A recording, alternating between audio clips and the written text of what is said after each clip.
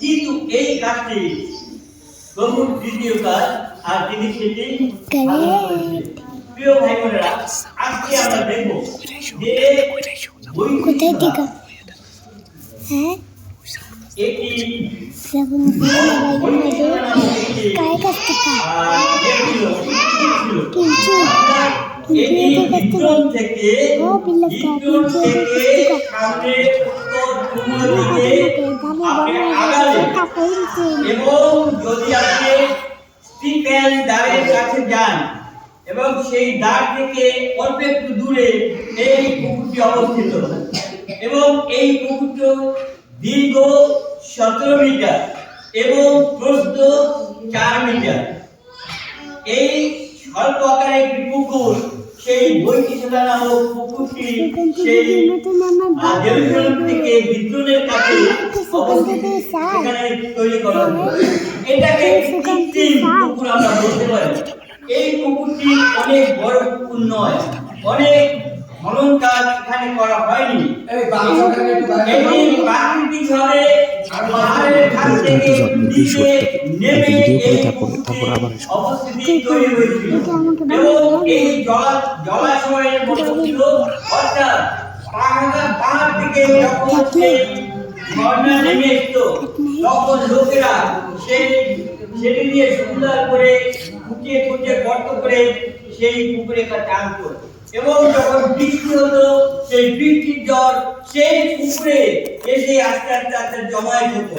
এরকম ভাবে সেই পুকুরটি সার্বক্ষণিকভাবে পানিতে জলে পরিপূর্ণ ছিল, কারণ সেখানে নলকূপ ছিল না যে নিচ থেকে জল তুলে সেটিকে ভরবে, বা কোনো বড় নদী ছিল না কাছে। একটি নদী ছিল, তাও 17 মাইল দূরে ছিল, কিন্তু সেটি থেকে সেখানে পানি আনা সম্ভব ছিল না, কারণ সে সময় সেই পানি সেচন করার যন্ত্র ছিল না। প্রিয় ভাই বোনেরা, এটিকে একটি কৃত্রিম পুকুর বলে আমরা ধরে নিতে পারি। আর এই 17 মিটার 4 মিটার পুকুরে 5টি ঘাট ছিল, আর সেই 5টি ঘাট 5 কোণায় অবস্থিত ছিল, তাহলে দূরত্ব প্রায় সমান ছিল এবং এই 5টি ঘাটকে চাঁদনি ঘাট নামে অভিহিত বাইবেল করেছে। অর্থাৎ এই 4টি ঘাট সুন্দর সিঁড়ি ছিল, সেই সিঁড়ি দিয়ে নামতে নামতে নিচে যাওয়া যেত এবং পাশ দিয়ে সুন্দর একটি ঘরের মতো ছিল, একটি সাইনি ছিল এবং সেখানে মানুষ অপেক্ষা করতে পারত এবং সেখানে তারা স্বাচ্ছন্দ্যে ঝড় বৃষ্টি তুফান থেকে রক্ষা পেতে পেত। অনেকভাবে রক্ষার জন্য সেটি ঘর, সেই চাঁদনি ঘরগুলো সেই তখন তৈরি করা হয়েছিল। খ্রিস্টে প্রিয় ভাই বোনেরা, আজকে এই পুকুর, যে পুকুর আশীর্বাদের পুকুর, যে পুকুর ঈশ্বর সেখানে মিরাকেল অদ্ভুত কাজ সাধন করার জন্য সেটি সৃষ্টি হয়েছিল, আর সেই পুকুরে একটি বৈশিষ্ট্য ছিল, সেটি হচ্ছে এই পুকুরে সদাপ্রভু একজন স্বর্গ থেকে দূত পাঠাতেন এবং যখন তিনি সেখানে আসেন আর সেখানে জল কম্প হতো, জল একদিক থেকে আরেক দিকে, একদিক থেকে আরেক দিকে কম্পন, সেই তরঙ্গের সৃষ্টি হতো এবং তরঙ্গ যেমন খুব অনেক উঁচু নিচু ভাবে সেই তরঙ্গগুলো প্রবাহিত হতো। প্রিয় ভাই বোনেরা, আপনারা হয়তো দেখেছেন যখন এই ভূকম্প হয়, পৃথিবীতে ভূমিকম্প হয়, তখন পুকুরের জল একেবারে অনেক উঁচুতে উঠে যায়, সেখানে যদি মাছ থাকে সেই মাছ কাটিয়ে উপর দিকে উঠে। আর এরকম ভাবে ঈশ্বরের দূত যখন আসতো তখন সেখানে সেই কম্প শুরু হয়ে যেত। প্রিয় ভাই বোনেরা, বাইবেলে যদিও সেই দূতের নাম উল্লেখ করা হয় নাই, তিনি ছিলেন গাব্রিয়েল দূত এবং বাইবেলের টিকায় সেখানে লেখা রয়েছে গাব্রিয়েল দূত এই পৃথিবীতে আসতেন এবং তিনি মরিয়মের কাছে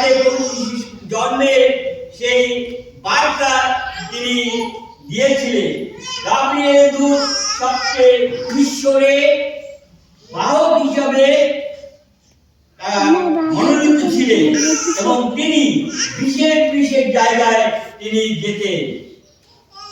আর যখন তিনি আসতেন, সেই পুকুরের পাড়ে যখন তিনি আসতেন, সেই ঈশ্বরের প্রতাপে, ঈশ্বরের মহিমায়, ঈশ্বরের তার শক্তি রূপী সেই জল কম্পন শুরু হয়ে যেত এবং সেই জল একদিক থেকে আরেক দিকে যেত। আর তার একটি বৈশিষ্ট্য আমরা জানি না কিভাবে কখন এই বিষয়টি মানুষ আবিষ্কার করতে, বাইবেল সে কথা স্পষ্টভাবে বলে যে কখন থেকে এই জল যদি সঞ্চালিত হয় এটার নামলে পর সুস্থ হবে। এই বিষয়ে আমরা শুধু জানি সেখানে নামলে, কিন্তু কখন থেকে শুরু হয়েছে সে বিষয়ে বাইবেল, আমি সেই Bible teacher, Bible reference, Bible অন্যান্য হিসাবে অনেক খুঁজেছি, আমি কোথাও সেই বিষয়টি পাইনি। তবে সম্ভবত প্রভু যীশু খ্রিস্ট সমসাময়িক সময়ে প্রভু যীশু খ্রিস্ট আত্মার কাজ শুরুর পূর্বকালে এইখান থেকে এই কাজ শুরু হয়েছে। আর দেখেছি তারা জেনেছে যে সেই পুকুরে সেই জল সঞ্চালন যখনই বন্ধ হবে, যখন পানি স্থিতিশীলতার মধ্যে আসবে, তখন যে প্রথম সেই জলে নামবে সে সমস্ত রোগ থেকে মুক্তি লাভ করতে পারবে। ঈশ্বর তিনি এমন একটি মানুষের জন্য পরিকল্পনা করেছিলেন যে জিহুদি জাতিদের জন্য সেই একটি পুষ্করণী ছিল, আর সেখানে দুধ আসবে, সেখানে জলকম্প হবে এবং সেখানে সে নামবে, সে সুস্থ হবে। প্রতিদিন প্রথম একজন করে লোক সুস্থ হবে।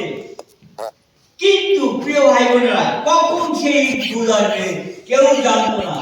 প্রত্যেক মানুষ যারা অসুস্থ তারা সেখানে সেই চাঁদনি ঘাটে, চাঁদের ঘাট, ভালোবাসার ঘাট, আর সেটি হচ্ছে গিয়ে অনুগ্রহের ঘর, দয়ার ঘর নামে সেই পুষ্করিণীটি পরিচিত ছিল। বাইবেল সেই কথা বলে। আর সেখানে তারা অপেক্ষা করত অধীর আগ্রহে, তারা কতখানি কখন সেই দুধ আসবে, জলকম্প হবে, আমি আগ নামবো, আমি সুস্থ হব। প্রত্যেকের মধ্যে একটি প্রতিনিধিত্ব ছিল, কে আগে নামতে পারে, কে প্রথমে নেমে সুস্থ হবে, এরকম ভাবে অধীর আগ্রহে তারা অপেক্ষা করত। প্রিয় খ্রিস্টানদের ভাষাবন্দীগণ, আজকে আপনার আমার জীবনে প্রভু আসতে চান। তিনি চান আপনার প্রত্যেকে সুস্থ করতে। যেমন সেই ইসরায়েল জাতির জন্য সেই জলকম্প ছিল, আজকে আপনার জন্য আমার জন্য প্রভু যীশু তার অনুগ্রহের হাত বাড়িয়ে দিতে চান। তোমাকে বলছেন তুমি তোমার হৃদয়ের পথ খুলে দাও, আমি তোমার হৃদয়ে বাস করব। আমরা প্রভুকে স্থান দিতে পারি কিনা সেটি আমাদের সন্দেহের বিষয়। আমরা জানি আমাদের পুত্র পরিজন, আমাদের স্ত্রী, আমাদের অভিভাবক, আমাদের জন্মজমি, আমার গরু, ছাগল, ভেড়া, আমাদের হাঁস মুরগি, প্রত্যেকটি প্রথম আগে আমাদের দেখতে হবে। আমরা কখনো প্রভুকে প্রথম স্থান দিতে শিখিনি। আমরা প্রথম আমাদের ঐশ্বর্য, বিষয়, সম্পত্তি, যেটিকে আমরা প্রাধান্য দিয়ে থাকি, কিন্তু প্রভু চান প্রথমে তাকে আমাদের হৃদয়ে স্থান দিতে হবে, কারণ তিনি আমাদেরকে সৃষ্টি করেছেন, আমরা তার সেবা করবার জন্য নিয়োজিত হয়েছি। প্রিয় ভাই বোনেরা, মুসলিম ভাইয়েরা তারা ৫ ওয়াক্ত নামাজ পড়ে, তারা প্রত্যহ সকালবেলা তাদের শিশু সন্তানদেরকে সেই মক্তবে পাঠায়, তারা মক্তবে যায়, পরে স্কুলে যায়। তারা অনেক ভাবে তারা ধর্ম প্রচারের জন্য তারা অনেক সুন্দর সুন্দর পথ তারা আবিষ্কার করেছে। আজকে আমাদের খ্রিস্টানদের জন্য সপ্তাহে একদিন মাত্র নির্ধারণ রয়েছে, তাও আমরা নির্ধারণ চাই না। আমাদের অনেক কাজ রয়েছে। আজকে আমার হয়তো বিকালবেলা বা দুপুরে আমার বেআইন আসবে, সেখানে মুরগি কাটতে হবে এবং সেখানে ভালো খাবার প্রস্তুত করতে হবে, তাই নিয়ে আমরা ব্যস্ত আছি। কিন্তু প্রভু চান প্রথম তার রাজ্য বিষয়, তার বিষয় থাকার জন্য আপনাকে মনোনয়ন করেছে, তারপর ওই সকল আপনি সবকিছু আমরা করতে পারবো। খ্রিস্টের ভাতা বন্দিগণ অপেক্ষায় থাকতো, রোগীরা অপেক্ষায় গেল, যারা অন্ধ খন্দ, যারা তার সুষম রয়েছে, তারা শুকাইয়ে গিয়েছে শরীর, সেই সব লোকেরা সেই চাঁদনি ঘাটে অধীন আগ্রহে চেয়ে থাকতো। আর 38 বছর যাবৎ একটি পক্ষাঘাতক বিশিষ্ট একজন রোগী, তিনি প্রত্যাহ সেই চাঁদনি ঘাটে একটি খাটিয়া বহনকারী একটি খাট ট্রেজার বলা হয়, যাতে সেরকম একটি খাট তার রয়েছে, এবং তার আত্মীয়স্বজন প্রতিদিন তাকে সেই ঘাটে রেখে যেত। হয়তো কিছু খাবার তার জন্য নিয়ে আসতো, হয়তো কিছু খাবার জল বা কিছু খাবার সে খেতে পারে, আবার সন্ধ্যার পর তাকে নিয়ে যেত। তা এরকম ভাবে তাকে দিনের পর দিন অনেক অনেক অনেক দিন পর্যন্ত অপেক্ষা করতে হয়েছিল। আর এই সেই লোক যে একজন পাপিষ্ঠ লোক, যে পাপের মধ্যে তার জীবন যাপন তিনি করত, এবং রোগ তাকে ছাড়ছে না। এই লোকটি এমন একটি চিত্র লোক যে একটি অপেক্ষামান এবং অসহায়ত্ব বোধের চিত্র স্বরূপ সেই রোগীটি সেখানে ছিল। পক্ষাঘাতক বসে বিশিষ্ট হয়ে সেখানে তিনি থাকতেন। তার জীবনে সুযোগ হয়নি, তিনি কখনো নিজে হেঁটে সেই জলে তিনি নামতে পারেনি, কারণ সে তো পঙ্গুত্ব বরণ করেছে, সে তার শরীর, সে উঠতে পারছে না, হাঁটতে পারছে না, তাকে সাহায্যকারী যেন কেউ তার কাছে ছিল না। কিন্তু তার মনে একটি বাসনা ছিল যে আমি কখন জলের মধ্যে নামতে পারবো, যদি আমি একবার নামতে পারি তাহলে আমি আবার পুনরায় আমি সুস্থ হব, আমি ঈশ্বরের প্রশংসা করতে পারবো। প্রিয় ভাই বোনেরা, অধীর আগ্রহে দিন তার চলছে, দিনের পর দিন অনেক অনেক দিন পার হয়ে গেছে, কিন্তু তার জীবনে সুস্থ হওয়ার সুযোগ তিনি পাননি। যদি আমরা আমাদের জীবনে এরকম কোনো সন্ধিক্ষণ আসে, আমরা আমাদের কাছে প্রশ্ন, আপনার কাছে প্রশ্ন, আমার কাছে প্রশ্ন, অবশ্যই যদি আমরা ঈশ্বর উপর নির্ভরশীল থাকি, ঈশ্বর আমাদেরকে সুস্থ করতে রাজি আছেন, তিনি বাধ্য আছেন, তিনি আমাদের সঙ্গে প্রতিজ্ঞা করেছেন, আমরা তার সন্তান, তিনি পৃথিবীতে মনুষ্যপুত্রের পাপ ক্ষমা করার ক্ষমতা রয়েছে। ঈশ্বর প্রভু খ্রিস্টের মাধ্যমে আপনারা আমার পাপ ক্ষমা করতে পারেন, কারণ তিনি ঈশ্বর তো নয়, ঈশ্বর পুত্র। প্রিয় ভাই বোনেরা, যদি আমরা গভীর অপেক্ষায় প্রভুর আগমনের অপেক্ষা করি, প্রভুর দ্বিতীয় আগমন হবে, কখন হবে আমরা জানি না, প্রভু খ্রিস্ট নিজেও জানেন না, কিন্তু পিতা জানেন কখন তাকে এই পৃথিবীতে আসতে হবে। প্রিয় ভাই বোনেরা, সেই পক্ষাঘাতক লোকটি আর কোনো উপায় ছিল না, হয়তো সে নিরাশ হয়ে গিয়েছে, আমি আর কোনোদিন সুস্থ হতে পারবো না, আমি আর কখনো এই মাটি পাহাড় খাদ বেয়ে এক জায়গা থেকে আরেক জায়গায় যেতে পারবো না। নিরাশ নৈরাশ্যতার মধ্যে কাজ করতে, কিন্তু তিনি কখনো অনুশোচনা করেননি, তিনি কখনো পাপের ক্ষমা চাননি, তিনি কখনো পাপ থেকে প্রতিজ্ঞা করেননি, প্রভু আমার পাপ ক্ষমা করো। বাইবেলে সে কথা বলে প্রভু যীশু খ্রিস্ট সেই পথ দিয়ে যাচ্ছিলেন, কৌতূহলবশত তিনি সেখানে গেলেন এবং সেই চাঁদনি ঘাটে রূপ তিনি দর্শন করলেন, এবং তিনি আগ্রহ করছেন অনেক লোক সেখানে আসছে, এবং তিনি সবাইকে দেখছেন কার কি সমস্যা জিজ্ঞাসা করছেন, এবং তিনি দেখতে পেলেন একটি ঘাটে একটি লোক তার ট্রেজার বা খাটিয়া খাট যাকে বলি তার উপর শোয়া রয়েছে, এবং জিজ্ঞাসা করলেন এই লোকটি তো তোমরা তো অনেকে চলতে পারো, উনি তো ওই যে শুয়ে রয়েছে। প্রভু কি বলবো, উনি তো একটা অবাধ্যগ্রস্ত লোক, উনি তো উঠতে পারেন না, ওনার লোক নাই, জোর নাই, কে তাকে নামাবে, কোন সাহায্যকারী নাই, কে তাকে সাহায্য করবে। আর তখন প্রভু যিশুর মধ্যে দয়া, তিনি পাপীদের বন্ধু, তিনি দয়ার মারবে তো, আর তিনি সেই লোকটিকে জিজ্ঞেস করেন, মারবে, ওহে ভাই, মারবে, তুমি কি সুস্থ হতে চাও? তুমি কি সুস্থ হতে চাও? প্রিয় ভাই, নিশ্চয় সেই পাপিষ্টা, সেই অবাধ্যগ্রস্ত লোক বলেছিলেন, হ্যাঁ আমি সুস্থ হতে চাই, কিন্তু তিনি যিশুকে চিনতেন না। কে যিশু কি করতে পারে সে কিছুই তিনি জানতেন না। যিশু তাকে বললেন, তুমি তোমার খাট তুলিয়া লইয়া বেড়াও। যিশু বললেন, তুমি তোমার খাট উঠাও, উঠো তুমি, এবং তোমার খাট কাঁধে করে তুমি ঘুরো, তুমি সবাইকে দেখাও যে তুমি সুস্থ হয়েছ। আর সঙ্গে সঙ্গে সে লাফ দিয়ে উঠল, তার প্রত্যেক শরীরে শিরোকুশিরা সজাগ হল, তার মাংসপেশি সজাগ হল, এবং তার রক্ত সঞ্চালন ঠিক মতো চলতে শুরু করলো, এবং তিনি উঠে দাঁড়ালেন, এবং দাঁড়িয়ে তিনি তার খাট তার কাঁধে নিলেন, এবং তিনি হাঁটতে লাগলেন।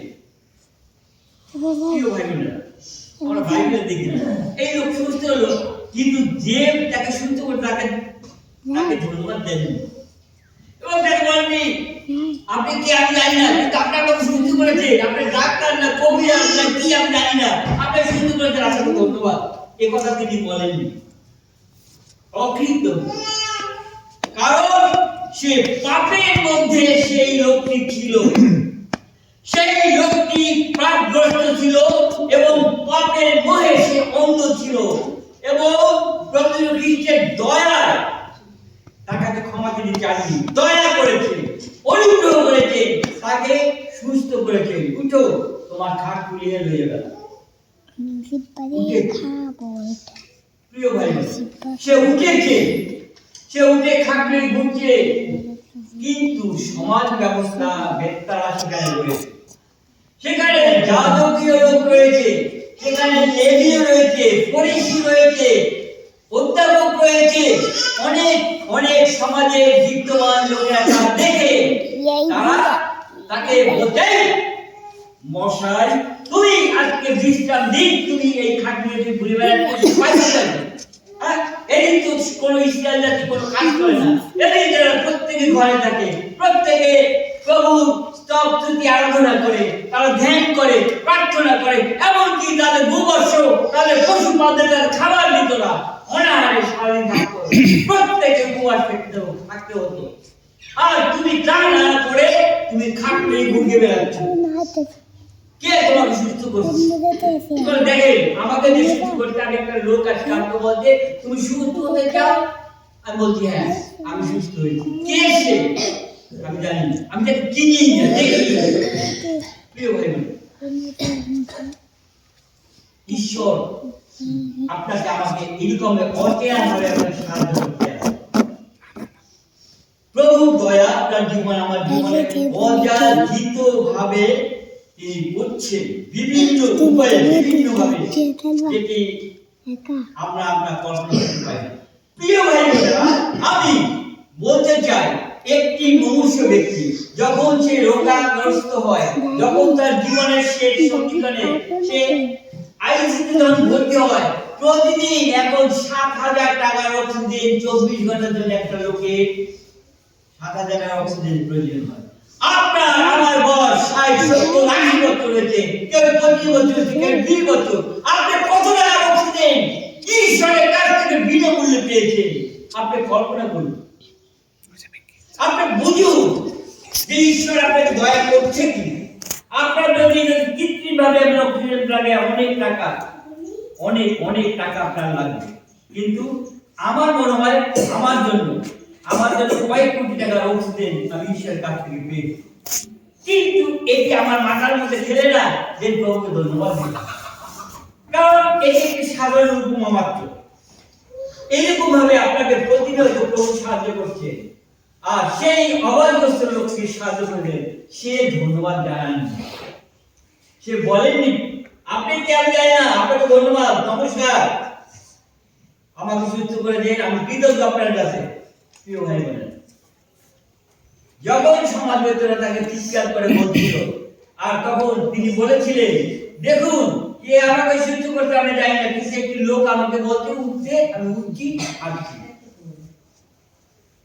আর তারপরে সেই মন্দির সমাজ দিয়ে একদিন সেই লোকের সঙ্গে প্রভুর দেখা হল, আর তিনি তাকে দিকে চিনতে পারেন, এই সেই লোক, সেই অবদগ্রস্ত লোক যে চাঁদনি ঘাটে খাটিয়ায় বসে শুয়ে থাকতো, এবং সেই লোক প্রভু তাকে সুস্থ করেছেন, তাকে দেখে তিনি চিনতে পারলেন।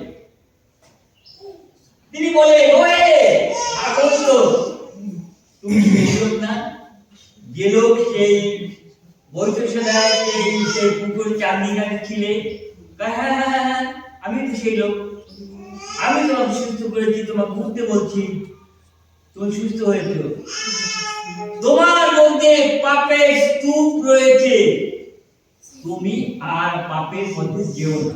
সেই একটি আদেশ সেই লোকের জন্য প্রভু রেখেছিলেন। আর তিনি তার থেকে সম্ভবত এই পর্যন্ত প্রভুর সঙ্গে তার কথা হয়েছিল। আর হয়তো আমি মনে করি যেটা এত বড় উপকার সে পেয়েছে, তার জীবনে হয়তো পরিবর্তন এসেছিল, এবং তিনি বোধহয় আর পাপের পথে বেশি তিনি যাননি, কারণ ঈশ্বরের অনুগ্রহ তার উপরে বর্ষিত হয়েছিল। প্রিয় ভাই বোনেরা, আজকে আপনার জন্য, আমার জন্য, আপনার জন্য এরকম ভাবে অনেক আশীর্বাদ আমরা পেয়ে আছি। আমরা সেই পুকুরের কথা আজকে আমরা বলতে পারি না, কিন্তু কালের বর্তমানে, কালের আবর্তনে সেই পুষ্করণী কিন্তু এখন আর পৃথিবীতে নাই, কারণ সেটি পাহাড়ের খাদে ছিল। পাহাড় থেকে বালু কণা এবং পাথর ছোট ছোট এসে কোনো এক সময়ে সেই পুকুরটি নিশ্চিহ্ন হয়ে গিয়েছিল, সেই পুকুরের কোনো অস্তিত্ব ছিল না। কিন্তু 1888 খ্রিস্টাব্দে সেখানে একটি মন্দির নির্মাণ করা হয়েছিল। সেই মন্দির নির্মাণ করতে গিয়ে 1888 সালে একদল ভূতে সেই প্রত্নতাত্ত্বিক তারা সেই পুকুরের সন্ধান তারা পেয়েছে। তারা দেখেছে সেখানে একটি পুকুর সেই মাটির তলায় রয়েছে, এবং সেখানে 5টি ঘাট রয়েছে। এখানে সেই পুকুরের সেই চাঁদনি ঘাটে সেই গায়ে স্বর্গদূতে অস্পষ্ট ছবি রয়েছে, খ্রিস্টদের ভাষা বন্দি নয়, অদ্ভুত। কিন্তু সেখানে আর সেই জলকম্প হয় না, আর সেখানে রোগীও সুস্থ হয় না, কারণ আজকে আমাদের সেই জলকম্পের প্রয়োজন হয়। আজকে আমাদের প্রয়োজন প্রভুকম্প। আপনার আমার জীবনে প্রভুর উপস্থিতি, পবিত্র একটা সহায়, এটি দরকার। আর সেই চাঁদনি ঘাট আমাদের রাখে না। সেই চাঁদনি ঘাট এখন আমাদের এই মন্দির। এই মন্দিরেই আমরা সুস্থ হতে পারি, এই মন্দিরে আমরা পাপ থেকে মুক্তি লাভ করতে পারি, এই মন্দিরে আপনি ঈশ্বরের অনুগ্রহ লাভ করতে পারেন। অনেকে মনে করতে পারেন, প্রিয় ভাই বোনেরা, আমরা প্রতিদিন সুন্দর সুন্দর খাবার খাই, অনেক ভালো ভালো সুষম খাদ্য খাই, যাতে করে আমাদের শরীর নয় খাদ্য। আমাদের প্রতিদিন আপনার 2000 ক্যালোরি খাদ্য প্রয়োজন রয়েছে। আপনি যদি 2000 নিচে ক্যালোরি যদি আপনার শরীরে উপস্থিত থাকে, আপনি আস্তে আস্তে অসুস্থ হয়ে পড়বেন, কারণ 2000 ক্যালোরি শক্তি আমাদের প্রয়োজন রয়েছে। আর এটি কম হয়ে আপনি অসুস্থ হয়ে পড়বেন, জীর্ণশীর্ণ হয়ে পড়বেন। আর ভালো ভালো খাবার আমরা খাই, মাছ, মাংস, দুধ, ডিম, আরো পনির, অনেক ভালো ভালো খাই। কেন খাই? যারা আমাদের শরীরকে আমরা সুস্থ রাখতে পারি। প্রিয় ভাই বোনেরা, শরীর সুস্থ রাখলে চলবে না। ঈশ্বরের দেওয়া আত্মিক একটি সত্তা আপনার ভিতরে রয়েছে, যেটি দিয়ে সুস্থ থাকার প্রয়োজন রয়েছে। আপনি ভালো খাবার খেয়ে শরীর ভালো চাঙ্গা রাখতে পারেন, কিন্তু আপনার মধ্যে ঈশ্বর সত্তা রয়েছে সেটিকে সুস্থ রাখার জন্য আপনার নিয়মিত দিনটা প্রার্থনা, আপনার সভা, আপনার সমিতি, আপনার ঘরে বাইরে সবসময় আপনার ঈশ্বরের প্রতিষ্ঠা হিসেবে গৌরব করতে হবে। কারণ আপনার আত্মিক সত্তাকে সবল রাখতে হবে। যদি আপনি আত্মাকে দিনবিহীন হয়ে পড়েন তাহলে আত্মা কি হবে? আপনার আমার জীবনে নৈরাশ্য নেমে আসবে। প্রিয় ভাই বোনেরা, আজকে আমি সবাইকে আহ্বান করতে চাই, আপনি আপনার জীবনের গতি পরিবর্তন করুন। আজকে আমি আমার জীবনের গতিকে আমাদের পরিবর্তন করতে হবে। আমি যে পথে হাঁটি সেই পথে আজকে হাঁটবো না, যে পাপ কাজ করি সেই পাপ কাজ করবো না, যে অভ্যাস রয়েছে সেই অভ্যাস থেকে আমি ভালোবাসে আমি প্রতিবেশীকে ভালোবাসবো, আমি প্রেম করবো, আমি ঈশ্বরকে সদা সর্বদাই তার স্তবস্তুতি করবো। আপনাদের জীবনে দুটা পরিবর্তন করতে হবে। প্রিয় ভাই বোনেরা, আমি আমার বক্তব্যের শেষ দিকে আমি এসেছি। আমি সবাইকে ধন্যবাদ দিই যে আপনারা যদি রাখতে হয় আমার কথা শুনেছেন। যদিও আমি ভালো প্রচারক নই, কারণ আমি বালক না, আমি ডাক্তার, কিন্তু আমি ঈশ্বর আমাকে সুযোগ দিয়েছে আর ঈশ্বরের ধন্যবাদ করি যে তিনি আমাকে সাহায্য করেন। সবাই ঠিকভাবে ধন্যবাদ দেই যে আপনারা শুনেছেন। আমরা এখানে নোটিশ এখানে দেখে চলে যাবো। ও হ্যাঁ।